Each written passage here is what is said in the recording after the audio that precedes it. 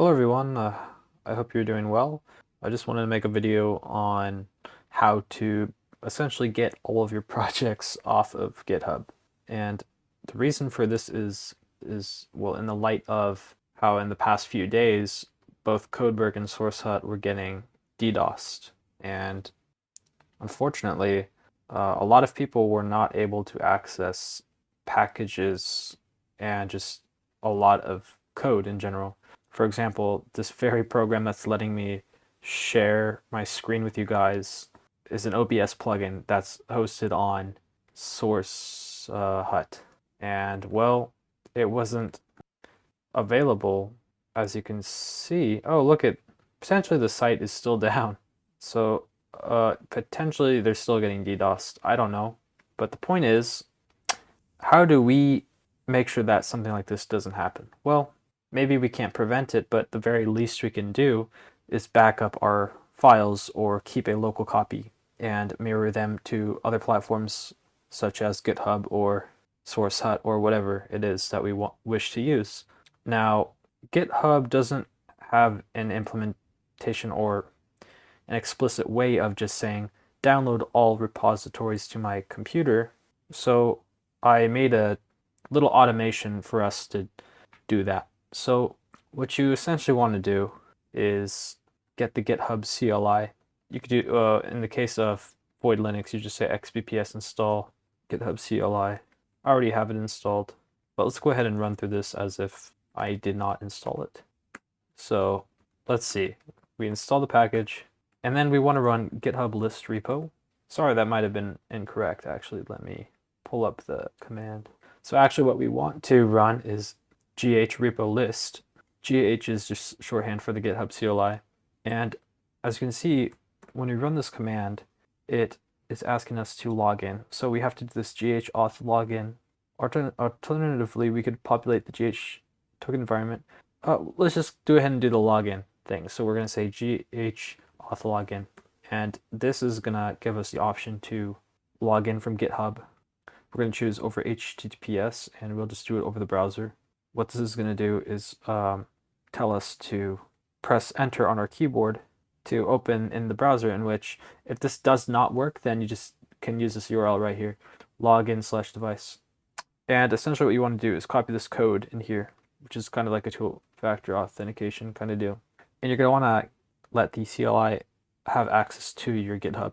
And after getting logged in, it's going to show the success screen. Now, as you can see back in the GitHub CLI, it says we've successfully logged in. And from this point on, it's pretty simple. All you got to do is say git repo list, and it will show you essentially all of your repositories. And I got a lot of private and weird things in here. And what you want to do is pass the L flag, and you can set the amount of repositories to view in the single query. We're going to limit it to like 1,000 because I know I don't have any more than 1,000 repositories. And as you can see here, it dumped every single essentially subdirectory or path to each repository we have. So what we're going to do is just copy all of these. And at this point, what we could do is create a new folder where we want to dump all these repositories at. Let's say GitHub. So I made a GitHub folder. We're going to go ahead and cd into that. And I'm going to open up my text editor in here. In the case, I'm going to use Sublime for the time being because I'm trying to transition from Sublime to NeoVim, but I'm not used to it yet. Anyways, we're going to paste the output that we got from the repo list command. And essentially what we want to do at this point is regex all of this crap after it. The way you could do that, well, a way we could do it without regex actually is just highlight all this, say highlight 3 spaces, press Alt, get everything until the end of the line, delete all of those, go to home. So now we're at the beginning of every single line, and what we want to do from this point is do https://github.com/ just like that. Go back to the end of the line, do .git. Just like that, we have a list of all the repos that we need. Now that I'm realizing it, I feel like we should have just made a program that I could have just given to you guys, but this is kind of the fun way. Next thing, let's open up ChatGPT And essentially we're going to have it write a program that writes bash code for me. So I want it to essentially go through all these lines and git clone each of the line contents. So write a command that git clones each line in a file. And let's see what it says. Well, I guess that works, doesn't it? And, we gotta just basically save this to a file at this point. Let's call this, not here, in our GitHub folder. Let's go ahead and call this sources.txt. Now we have the sources.txt in our GitHub folder. Go ahead and list. As you can see, yes, we got our source, should have called it sources, just like that, sources.txt now.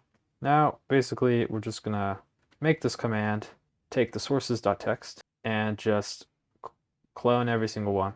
Paste that in and run it, and it's gonna do exactly what it says. It's gonna git clone the contents of each line, which is a URL to each of the repositories. And as you can see, it's cloning everything to our computer.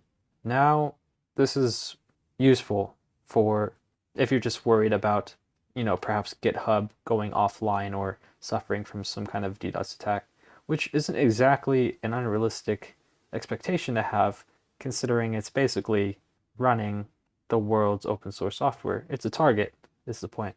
It's a big target. So, you never know what can happen in the future. And it really doesn't hurt just to have a local clone of your repositories, because in the end, you could either have a backup or you could choose not to. And I chose to put all my faith in GitHub for the last 3-4 years or something like that. But I mean, at the same time, I probably did that for a reason. Maybe I didn't have enough space on my computer, which is reasonable. But yeah, I guess this tutorial is for those who are more paranoid. And let's go ahead and just look at this folder now. And as you can see, it's still downloading every single package just like that. Another thing to note is after you log in with the GitHub CLI, you'll notice that this basically no longer requires not two-factor authentication, auth codes.